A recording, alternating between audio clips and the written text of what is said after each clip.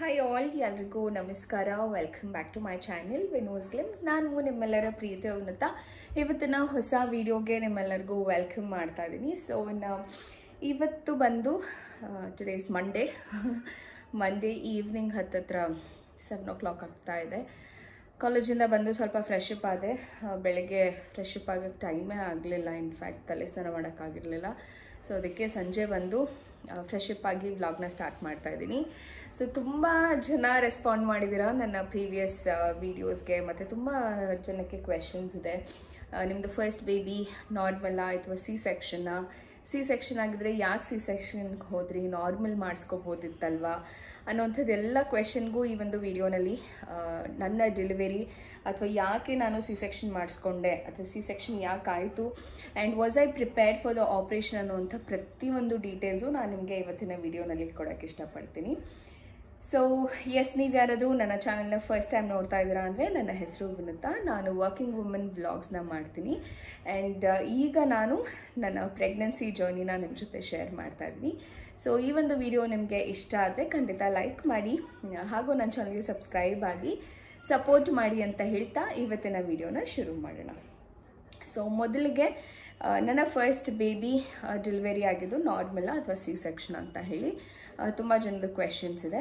So to answer that, first ನಾನು try ಮಾಡಿದಂಥದ್ದು normal ಡೆಲಿವರಿಗೇನೆ. But normal delivery pain around ನಾನು 7.5 hours ಏನೋ ಪೇನ್ನ ಸ್ಟಾರ್ಟ್ ಆಗಿತ್ತು, ಕಾಂಟ್ರಾಕ್ಷನ್ ಸ್ಟಾರ್ಟ್ ಆಗಿತ್ತು. ಬಟ್ ಫೈನಲಿ ಡೈಲೇಟ್ ಆದರೂ ಕೂಡ baby was not able to come out because ನನ್ನ ಬ್ಯಾಕ್ ಬೋನ್ ಏನಿದೆ ಅದು ಸಪೋರ್ಟ್ ಮಾಡ್ತಾ ಇರಲ್ಲ ಬೇಬಿ ಡೆಲಿವರಿ ಆಗೋಕ್ಕೆ ಅಥವಾ ಬೇಬಿ ಹೊರಗಡೆ ಬರಲಿಕ್ಕೆ. ಸೊ ಹಾಗಾಗಿ last moment after 7.5 hours of normal pain ತಿಂದು ಅದಾದಮೇಲೆ ನಾನು ಇಟ್ ವಾಸ್ ವೆರಿ ಕ್ರಿಟಿಕಲ್ ಅಂತ ಹೇಳಿ then we went for the operation. I was really not prepared for operations at all. ನಾನು ನಾರ್ಮಲ್ ಆಗುತ್ತೆ ಅಂತಲೇ ಅಂದ್ಕೊಂಡು ಹೋಗಿದ್ದಿದ್ದು and we tried for normal. Dilate ಆಗಿತ್ತು, ಪೇನ್ ಬಂದಿತ್ತು, ಬೇಬಿ ಹೆಡ್ ಡೌನ್ ಆಗಿತ್ತು, everything was in place. But still normal delivery ಆಗಲಿಲ್ಲ ನನಗೆ.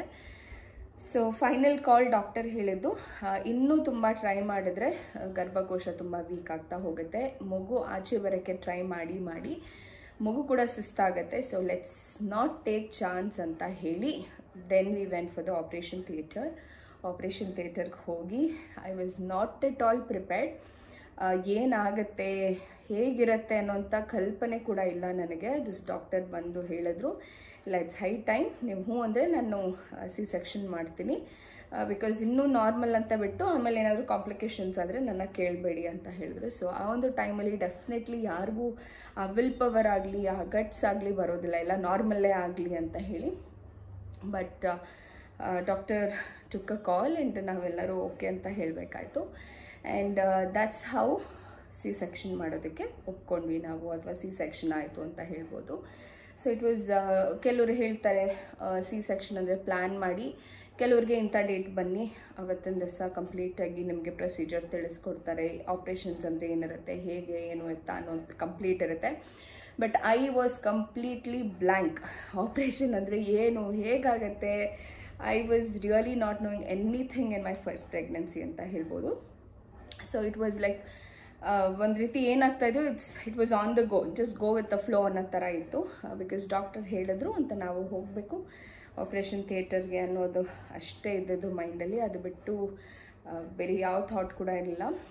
ಎಷ್ಟು ಪೇನ್ ಬಂದಿತ್ತು ನನಗೆ ಅಂದರೆ ಇಟ್ಸ್ ಆಲ್ಮೋಸ್ಟ್ ನನಗೆ 11 o'clock, ನೈಟ್ 11 o'clock, ಗುರುವಾರ 11 o'clock ಸ್ಟಾರ್ಟ್ ಆದಂಥ ಪೇನ್ ನನಗೆ ನೆಕ್ಸ್ಟ್ ಡೇ ಮಾರ್ನಿಂಗ್, ಫ್ರೈಡೇ ಮಾರ್ನಿಂಗ್ವರೆಗೂ ಕಾಂಟ್ರಾಕ್ಷನ್ಸ್ ಇದ್ದೇ ಇತ್ತು. ಬಟ್ 1 o'clock ಮೇಲೆ ತುಂಬ ಜಾಸ್ತಿ ಕಾಂಟ್ರಾಕ್ಷನ್ಸ್ ಆಗಿತ್ತು ನನಗೆ, ತುಂಬ ಪೇನ್ ಆಗ್ತಾಯಿತ್ತು. ಆಲ್ಮೋಸ್ಟ್ 30 seconds ಒನ್ಸ್ ಕಾಂಟ್ರಾಕ್ಷನ್ ಆಗ್ತಾಯಿತ್ತು ನನಗೆ. ಸೊ ವಾಟ್ ಈಸ್ ದಿಸ್ ಅನ್ನೋ, ಈ ಕಾಂಟ್ರಾಕ್ಷನ್ ಅಂದರೆ ಏನು, ಯಾಕೆ ಅದಾಗುತ್ತೆ and what is the duration between that ಅನ್ನೋದೆಲ್ಲನೂ ನಾನು ಥಿಯೋರಿಟಿಕಲ್ ಆಗಿ ವಿತ್ ದ ಆರ್ಟಿಕಲ್ಸ್ ಮತ್ತು ಒಂದಷ್ಟು ಈ ರೀತಿ ನಾನು ಹೇಗೆ ನನ್ನ ಎಕ್ಸ್ಪೀರಿಯನ್ಸ್ನ ಶೇರ್ ಮಾಡ್ತಾ ಇದ್ದೀನೋ ಅದೇ ರೀತಿ ಒಂದಷ್ಟು ಫಾರಿನ್ ಕಂಟ್ರೀಸಲ್ಲಿ ತುಂಬ ಓಪನ್ ಅಪ್ ಆಗಿ ಶೇರ್ ಮಾಡಿದಂಥ ವಿಷಯಗಳು ಅಥವಾ ಯೂಟ್ಯೂಬ್ ವೀಡಿಯೋಸ್ನ ನೋಡಿ ವಾಟ್ ಇಸ್ ಕಾಂಟ್ರಾಕ್ಷನ್, ಯಾವಾಗ ಆಗುತ್ತೆ, ವಾಟ್ ಇಸ್ ಡೈಲೇಷನ್, ಮತ್ತು ಎಷ್ಟು ಡೈಲೇಟ್ ಆಗಬೇಕು ಮಗು ಡೆಲಿವರಿ ಆಗಲಿಕ್ಕೆ ಅನ್ನೋಂಥ ಪ್ರತಿಯೊಂದು ವಿಷಯನೂ ಹಾಗೆ ತಿಳ್ಕೊಂಡಿದ್ದೆ. So it was completely normal ಆಗಿ ಡೆಲಿವರಿ ಆಗೋದಕ್ಕೆ ಏನು ಬೇಕೋ ಅದಷ್ಟೇ ನಾನು ತಿಳ್ಕೊಂಡಿದ್ದೆ. ಸೊ ನಾನು ಇನ್ಫ್ಯಾಕ್ಟ್ ಕಾಂಟ್ರಾಕ್ಷನ್ ಆಗೋ ಟೈಮಲ್ಲಿ ಕೌಂಟ್ ಕೂಡ ಮಾಡ್ತಾಯಿದ್ದೆ. So how many seconds contraction ಆಗ್ತಾಯಿದೆ ನನಗೆ ಅಂತ ಹೇಳಿ. ಸೊ ಕಂಪ್ಲೀಟ್ಲಿ ನನ್ನ ಮೈಂಡ್ ನಾರ್ಮಲ್ ಡೆಲಿವರಿನೇ ಆಗುತ್ತೆ ಅಂತಲೇ ವೆಯ್ಟ್ ಮಾಡಿದಂಥದ್ದು. But last moment in fact doctor was able to feel the head ಕೂಡ they were able to feel it, but the space ನನ್ನ ಬ್ಯಾಕ್ ಬೋನ್ ಏನಿದೆ ದಟ್ ವಾಸ್ ಸ್ಟಾಪಿಂಗ್ ಬೈರೋ ಫ್ರಮ್ ಕಮಿಂಗ್ ಔಟ್. ಸೊ ಹಾಗಾಗಿ then we had to go for C section ಮಾಡೋದಕ್ಕೆ ಕಂಪ್ಲೀಟಾಗಿ ready ಮಾಡ್ತಾರೆ. It was this quick ಅಂತ ಹೇಳ್ಬೋದು. Okay, doctor ಬಂದು ಹೇಳಿದ್ರು ಇಲ್ಲ ಇವ್ರನ್ನ ಶಿಫ್ಟ್ ಮಾಡಿ ಓಟಿಗೆ ಅಂತ ಹೇಳಿದ ತಕ್ಷಣ ಬಂದರು. ಎರಡೂ ಕಡೆ ಜಡೆ ಹಿಡಿದು ದೇ ವಿಲ್ ನೀಟಾಗಿ ಪ್ಲ್ಯಾಟ್ ಮಾಡಿ ಒಂದು ಬಂದ್ ಥರ ಕಟ್ಬಿಟ್ಟು they will change all your dresses, normal dress ಏನಿದೆ, ಹಾಸ್ಪಿಟಲ್ ಗೌನ್ ಏನಿದೆ ಅದನ್ನು ಹಾಕಿ ಆಪ್ರೇಷನ್ ಥಿಯೇಟರಿಗೆ. In fact even if you are able to walk, ನೀವು ವಾಕ್ ಮಾಡೋ ಪರಿಸ್ಥಿತಿಲಿದ್ರು, ಬಿಕಾಸ್ ಕಾಂಟ್ರಾಕ್ಷನ್ ಟೈಮ್ ಇದ್ದರೂ ಕೂಡ ನೀವು ಆರಾಮಾಗಿ ಓಡಾಡ್ಬೋದು. ಆ ಪೇನ್ ಇರುತ್ತೆ, ಆ ಪೇನ್ ಇದ್ದಾಗ ಅಷ್ಟೇ ನಾವು ಈ ಪೇನ್ ಹೆಂಗೆ ತಡ್ಕೊಳ್ಳೋದು ಅನಿಸ್ತಾ ಇರುತ್ತೆ. ಬಟ್ ಆ ಕಾಂಟ್ರಾಕ್ಷನ್ ಬಿಟ್ಟಿದ ತಕ್ಷಣ you will be able to walk. ಆ ಥರ ವಾಕ್ ಮಾಡೋ ಥರ ಇದ್ರೂ doctor they prefer you to take on a wheelchair ಮೇಲೆ ಕರ್ಕೊಂಡು ಹೋಗ್ತಾರೆ and they will put you on a bed. ಅಂದರೆ ಫಸ್ಟು ಕೂರಿಸ್ಬಿಟ್ಟು ಅನಸ್ತೇಷಿಯಾ ಡಾಕ್ಟರ್ ಬರ್ತಾರೆ. ಅನಸ್ತೇಷಿಯಾ ಡಾಕ್ಟರ್ ಬಂದು they will explain what is anaesthesia and ಎಲ್ಲಿ ಕೊಡ್ತಾ ಇದ್ದೀವಿ ಅಂತ ಹೇಳ್ತಾರೆ ಫಸ್ಟು. ಆ್ಯಂಡ್ ಅದಾದಮೇಲೆ ಯಾವುದೇ ಕಾರಣಕ್ಕೂ ನಮ್ಮ ತಲೆನ ಲಿಫ್ಟ್ ಮಾಡಕೂಡ್ದು ಅಂತ ಹೇಳ್ತಾರೆ, ಮತ್ತು ಯಾವುದೇ ರೀತಿ ಪಿಲ್ಲೋ ಕೊಡೋದಿಲ್ಲ ನಮ್ಮ ತಲೆಗೆ. So that is because anaesthesia ಪವರಿಂದ ನಾವೇನಾದರೂ ಹೆಡ್ನ ಅಪ್ ಮಾಡಿದ್ರೆ ನಾಸಿಯಾ ಆಗುವಂಥದ್ದು, ತಲೆ ಸುತ್ತು ಬರೋವಂಥದ್ದು, ವಾಮಿಟಿಂಗ್ ಆಗುವಂಥದ್ದು, ಆಮೇಲೆ ತುಂಬ ಹೆಡ್ಏಕ್ಸ್ ಬರುವಂಥದ್ದೆಲ್ಲ ಇಶ್ಯೂಸ್ ಆಗುತ್ತೆ ಅಂತ ಹೇಳಿ ಅನಸ್ತೇಷಿಯಾ ಕೊಟ್ಟಿದ ತಕ್ಷಣವೇ ನಿಮಗೊಂಥರ ಮೈಯೆಲ್ಲ ತಣ್ಣಗಾಗತ್ತೆ. ಲಿಟ್ರಲಿ ನನಗೆ ಎಷ್ಟು ಚಳಿ ಆಗ್ತಿತ್ತು ಅಂದರೆ after giving anaesthesia was not able to feel anything. ಅಂದರೆ ಹೊಟ್ಟೆಯಿಂದ ಕೆಳಗಿನ ಭಾಗ ಅಷ್ಟೇ ಏನೂ ಫೀಲ್ ಆಗ್ತಾರೆ, ಬಟ್ ನನ್ನ ಕೈ ಕಾಲು ಎವ್ರಿಥಿಂಗ್ ಏನು ಮಾತಾಡ್ತಾ ಇದ್ದಾರೆ ಅನ್ನೋದು ಪ್ರತಿಯೊಂದು ಕೇಳಿಸುತ್ತೆ. ಬಟ್ ನಮ್ಮ ಲೋಯರ್ ಬಾಡಿ ಏನಿದೆ you will not be able to feel anything. In fact doctor cut ಮಾಡ್ತಿದ್ದಾರೆ ಅಂತ ಗೊತ್ತಾಗುತ್ತೆ, ಬಟ್ ಪೇನ್ ಆಗಲ್ಲ. ಆ್ಯಂಡ್ ಮಗು ಆಚೆ ಬಂದಿದೆ ಅಂತ ಗೊತ್ತಾಗುತ್ತೆ. ಆ್ಯಂಡ್ ಆ ಪ್ಲೆಸೆಂಟಾಗಿ ಕೂಡ ಫ್ಲಶ್ ಔಟ್ ಮಾಡ್ತಾರೆ. ಆ್ಯಂಡ್ ಕಂಪ್ಲೀಟ್ಲಿ ಅಂಬಿಲಿಕಲ್ ಕಾರ್ಡಿಂದ ಹಿಡಿದು ಆ್ಯಂಡ್ ಒಡವೆದ ಲಿಕ್ವಿಡ್ ಏನಿದೆ ಮಗು ಹೊಟ್ಟೆ ಒಳಗಡೆ ಏನು ಲಿಕ್ವಿಡಲ್ಲಿ ಫಾರ್ಮ್ ಆಗಿರುತ್ತೆ ಅದೆಲ್ಲನೂ ಕಂಪ್ಲೀಟಾಗಿ ಪ್ರೆಸ್ ಮಾಡಿ, ಅಂದರೆ ನಮ್ಮ ಸ್ಟಮಕ್ನ ಪ್ರೆಸ್ ಮಾಡಿ ಕಂಪ್ಲೀಟಾಗಿ they will flush it out. But ಆದರೆ ಆಪ್ರೇಷನ್ ಎಲ್ಲ ಆಗುತ್ತೆ ನೀಟಾಗಿ, ನಿಮ್ಗೆ ಅನಸ್ತೇಷಿಯಾ ಕೊಟ್ಟಿರ್ತಾರೆ, ಏನೇನೂ ಗೊತ್ತಾಗಲ್ಲ. ಲಿಟ್ರಲಿ ನೀವು ಒಂದು ಸ್ಪಾಗೆ ಹೋಗಿ ಬಂದಿರೋ ಥರ ಫೀಲ್ ಆಗ್ತಾ ಇರುತ್ತೆ ಅಷ್ಟೇ. ಬಟ್ ಆಫ್ಟರ್ ಅನಸ್ತೇಷಿಯಾ ಎಫೆಕ್ಟ್ ಹೋಗಾದ್ಮೇಲೆ ಇರೋದು ರಿಯಲ್ ಪೇನ್ ಆಫ್ ಆಪ್ರೇಷನ್ ಅಂತ ಹೇಳ್ಬೋದು. Literally believe it or not, ಈ ಒಂದು ಟೈಮಲ್ಲಿ ಫಿಸಿಕಲ್ ಸಪೋರ್ಟ್ಗಿಂತ ಎಮೋಷ್ನಲ್ ಸಪೋರ್ಟ್ ತುಂಬ ಇಂಪಾರ್ಟೆಂಟ್ ಆಗುತ್ತೆ. ಯಾಕೆ ಅಂತ ಹೇಳಿದ್ರೆ you will be in such helpless situation. ನಿಮ್ಮ ಬಾಡಿನೇ ನಿಮ್ಮ ಮಾತು ಕೇಳ್ತಾ ಇರಲ್ಲ, ಲಿಟ್ರಲಿ ಹಾಗಾಗಿರುತ್ತೆ. ಬಿಕಾಸ್ ಅನಸ್ತೇಷಿಯಾ ಪವರ್ ಹಾಗೆ ಇರುತ್ತೆ. ಸೊ ಆಲ್ಮೋಸ್ಟ್ 8 hours ತನಕ ಆ ಪವರ್ ಇರುತ್ತೆ. ಅದಾದಮೇಲೆ ನಿಮ್ಮ ಬಾಡಿ ಕೆಳಗಡೆ ಏನೂ ಫೀಲ್ ಆಗ್ತಾ ಇರಲ್ಲ. ಲಿಟ್ರಲಿ ಈ ಕಡೆ ನೀವು ಆ ಕಡೆ ಒಳಕ್ಕೋಬೇಕು ಅಂದ್ರೂ totally no, because it is going to be that difficult. ಅಷ್ಟು ಪೇನ್ ಆಗುತ್ತೆ ಅನಸ್ತೇಷಿಯಾ ಹೋಗಾದ್ಮೇಲೆ. And the first time after operation ಓಡಾಡೋದಿದೆಯಲ್ಲ ದಟ್ ಈಸ್ ಅನ್ಇಮ್ಯಾಜಿನಬಲ್. ಇವಾಗ ನಾವು ಹೆಜ್ಜೆ ಇಡೋಕ್ಕೆ ಕಲಿತಾ ಇದ್ದೀವೇನೋ ಅನ್ನೋ ಅಷ್ಟು ನಮಗೆ ಹೆಂಗೆ ಅನಿಸುತ್ತೆ ಅಂದರೆ ಒಂದು ಹೆಜ್ಜೆ ಇಡೋಕ್ಕೆ ಬರಲ್ವ ನನಗೆ, ಒಂದು ಕಾಲು ತೆಗೆದು ಮುಂದೆ ಇಡೋಕ್ಕೆ ಕಷ್ಟ ಆಗ್ತಾ ಇರುತ್ತೆ. ಸೊ ಆ ಒಂದು ಸ್ಟ್ರೆಸ್ ಇದೆಯಲ್ಲ, ಆ ಒಂದು ಪಾಯಿಂಟಲ್ಲಿ ನಿಮಗೆ ಕೈಗೆ ಮಗು ಕೊಟ್ಟಿರ್ತಾರೆ, ಇಷ್ಟು ತಿಂಗಳು ಹೊಟ್ಟೆ ಒಳಗಿರುವಂಥ ಮಗುನ ಕೈಯಲ್ಲಿ ಕೊಟ್ಟಿರ್ತಾರೆ, ಅದನ್ನು ಪಕ್ಕಕ್ಕೆ ಇಟ್ಕೊಂಡು ನೀವು ಆರಾಮಾಗಿ ಮುದ್ದು ಮಾಡೋಕ್ಕಾಗ್ತಾರಲ್ಲ. Because you can't bend down ಅಥವಾ ಬೆಂಡ್ ಬ್ಯಾಕ್ ಅಥವಾ ಸೈಡಕ್ಕೆ ನೀವು ಹಾಲು ಕುಡಿಸ್ಬೇಕಾದಾಗ ಮಗುನ ಬಗ್ಗುವಂಥದ್ದು ಕೂಡ it's going to be a very difficult phase. ಅದಂತೂ ತುಂಬ ಸ್ಟ್ರೆಸ್ ಆಗುತ್ತೆ, ಪೇನ್ ಆಗುತ್ತೆ. ಮಗು ಕೊಟ್ಟಿದ್ದಾರೆ ಆ ಪಕ್ಕಕ್ಕೆ ಇಟ್ಕೊಂಡು ತುಂಬ ಹೊತ್ತು ಗಟ್ಟಿಗೆ ಇಟ್ಕೊಳ್ಳೋಕ್ಕಾಗಲ್ಲ, ಬಿಕಾಸ್ ಅಲ್ಲಿ ಪೇನ್ ಆಗ್ತಾ ಇರುತ್ತೆ, ಈ ಕಡೆ ಮಗುನ ಬಿಡ್ಕೋಬೇಕು ಅನ್ನೋವಂಥದ್ದಿರುತ್ತೆ. So it's going to be a really a stressful time ಅಂತ ಹೇಳ್ಬೋದು. ಬಟ್ ಆ ಒಂದು ಟೈಮಲ್ಲಿ ಒಂದು supportive system is very very important. Be it your ಅಕ್ಕ ಇರ್ಬೋದು, ತಂಗಿ ಇರ್ಬೋದು, ಯುವರ್ ಹಸ್ಬೆಂಡ್ ಅಥವಾ ನಿಮ್ಮ ಇನ್ಲಾಸ್, ಅಪ್ಪ ಅಮ್ಮ, ಇವರೆಲ್ಲರ ಸಪೋರ್ಟಿಂದ I think you are going to get on a better phase ಅಂತ ಅನಿಸುತ್ತೆ. ಬಿಕಾಸ್ ಈ ಒಂದು ಟೈಮಲ್ಲಿ ನಿಮ್ಮ ಕೈಲಿ ಮೈಂಡ್ ಮಾಡಬೇಕು ಅಂತ ಅನಿಸ್ತಿರುತ್ತೆ, ಬಟ್ ನಿಮ್ಮ ಬಾಡಿ ಕಂಪ್ಲೀಟಾಗಿ ನಾಟ್ ಸಪೋರ್ಟಿಂಗ್. ನಿಮ್ಮ ಮಾತೊಂಚೂರು ಕೇಳ್ತಾರಲ್ಲ ನಿಮ್ಮ ಬಾಡಿ, ಬಿಕಾಸ್ ಆಲ್ಮೋಸ್ಟ್ ಆಪ್ರೇಷನ್ ಆಗಿ 6 ಅವರ್ಸಲ್ಲಿ ನೀವು ಓಡಾಡಬೇಕು ಅಂತ ಹೇಳ್ತಾರೆ. ಸೊ ಇಮ್ಮಿಡಿಯೇಟಾಗಿ ನೀವು ಓಡಾಡ್ಬೋದು ಕೂಡ. I am not saying that it's impossible ಅಂತಲ್ಲ, ಬಟ್ ಆ ಫಸ್ಟ್ ಸ್ಟೆಪ್ ನೀವು ತೊಗೊಳೋದಿದೆಯಲ್ಲ ತುಂಬ ಪೇನ್ಫುಲ್ ಅನಿಸುತ್ತೆ. ಫಸ್ಟ್ ಟೈಮ್ ನೀವು ಹೆಜ್ಜೆ ಇಡ್ತಾ ಇದ್ದೀರಾ ಅಂತ ಅನಿಸುತ್ತೆ. ಆ್ಯಂಡ್ ಹಾಸ್ಪಿಟಲ್ ಕಡೆಯಿಂದ ಇರ್ಬೋದು ಅಥವಾ ನಿಮ್ಮ ಫ್ಯಾಮಿಲಿ ರಿಲೇಟಿವ್ಸ್ ಕಡೆಯಿಂದ ಇರ್ಬೋದು, ಫಸ್ಟ್ ಸ್ಟೆಪ್ ತೊಗೋಬೇಕಾದಾಗ ನಿಮಗೆ ಯಾರು ಸಪೋರ್ಟ್ ಮಾಡ್ತಾರೆ, that's going to be really really memorable ಅಂತ ಅನಿಸುತ್ತೆ.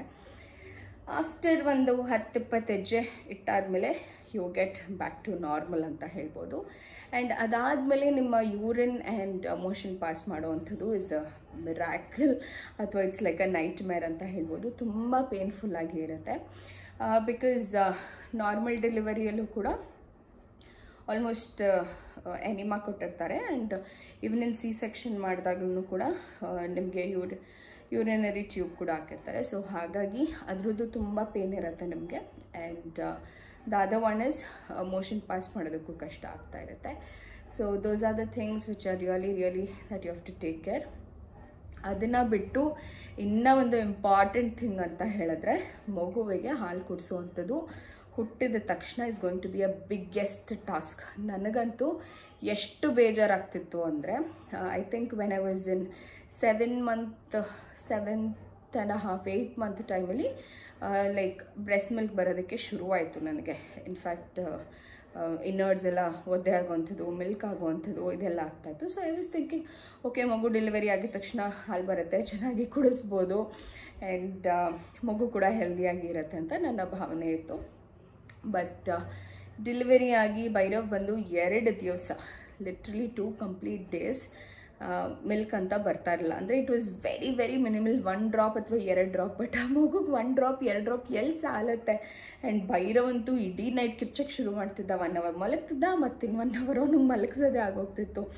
ಅವಾಗಂತೂ ಐ ಡೆಂಟ್ ನೋ ಅವ್ನಿಗೆ ಕೂಲ್ ಡೌನ್ ಮಾಡೋದು ಹೆಂಗೆ ಅಂತಲೂ ಗೊತ್ತಾಗ್ತಾ ಇರಲ್ಲ. And his voice though was like to the peak.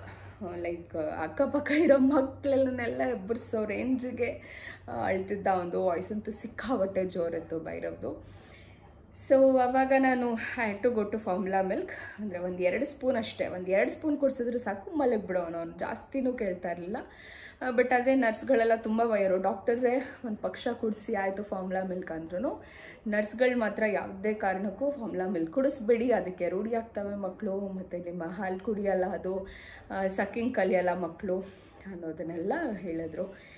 But somehow the 3rd ಡೇಯಿಂದ ಇಟ್ ಸ್ಟಾರ್ಟೆಡ್ ಕಮಿಂಗ್. ಆ್ಯಂಡ್ ನನಗೂ ಖುಷಿ ಆಯಿತು. ಅದಾದಮೇಲೆ ಕುಡಿಸೋದಿದೆಯಲ್ಲ ಅದು ಇನ್ನೂ ದೊಡ್ಡ ಲೆವೆಲ್ ಅನಿಸುತ್ತೆ. ಬಿಕಾಸ್ ನಮ್ಮ ಹೊಟ್ಟೆ ಅಷ್ಟು ಎಕ್ಸ್ಪ್ಯಾಂಡ್ ಆಗಿದ್ದು ಇನ್ನೂ ಕಂಪ್ಲೀಟಾಗಿ ಒಳಗಡೆ ಹೋಗಿರಲ್ಲ, ಒಂದು 20% ಅಷ್ಟೇ ಹೋಗಿರುತ್ತೆ.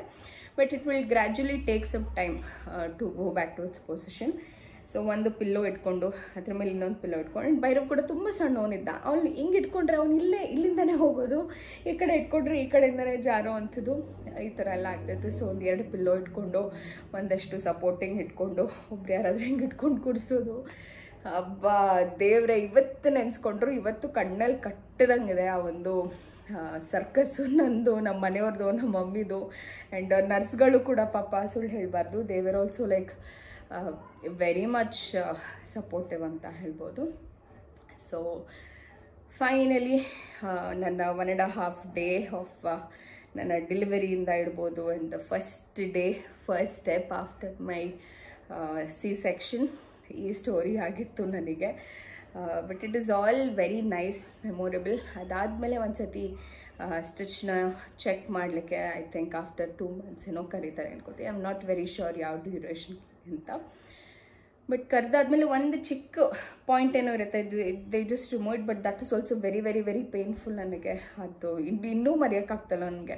ಅದೊಂಥರ ಟಕ್ ಅಂತ ರಿಮೂವ್ ಮಾಡ್ತಾರೆ, ಅದೊಂದು ಸ್ಟಿಚ್ ಥರನೋ ಏನೋ ಇರುತ್ತೆ. But that's very very difficult. So ಇದಾಗಿತ್ತು ನನ್ನ ವಾಟ್ ಟು ಸೇ, ನನ್ನ normal cum C section delivery ಅಂತ ಹೇಳ್ಬೋದು. ಕಂಪ್ಲೀಟಾಗಿ ನಾರ್ಮಲ್ ಡೆಲಿವರಿಗೆ ಪ್ರಿಪೇರ್ ಆದವಳು ಲಾಸ್ಟ್ ಮೂಮೆಂಟಲ್ಲಿ ಜಸ್ಟ್ ಇನ್ ಫ್ರ್ಯಾಕ್ಷನ್ ಆಫ್ 15 ಮಿನಿಟ್ಸಲ್ಲಿ ಸಿ ಸೆಕ್ಷನ್ ಮಾಡಿ ಭೈರವ್ನ ಕೈ ಕೊಟ್ಟು and the beautiful miracle is with us ಅಂತ ಹೇಳ್ಬೋದು. ಸೊ ಎಸ್, ಇದಾಗಿತ್ತು ನನ್ನ first baby delivery story. And I hope ಈ ಒಂದು ಡೆಲಿವರಿ ಸ್ಟೋರಿ ಅಥವಾ ನನ್ನ ಎಕ್ಸ್ಪೀರಿಯನ್ಸ್ ನಿಮಗೆ ಇಷ್ಟ ಆಗಿದೆ ಅನ್ಕೋತೀನಿ. ಇಷ್ಟ ಆಗಿದ್ರೆ I think you know what to do. Please like, share and subscribe to my channel. ಮತ್ತೆ ಸಿಗ್ತೀನಿ ಮುಂದಿನ ವಿಡಿಯೋದಲ್ಲಿ. ಅಲ್ಲಿವರೆಗೂ ನಮಸ್ಕಾರ, take care, love you all, lots of love and by.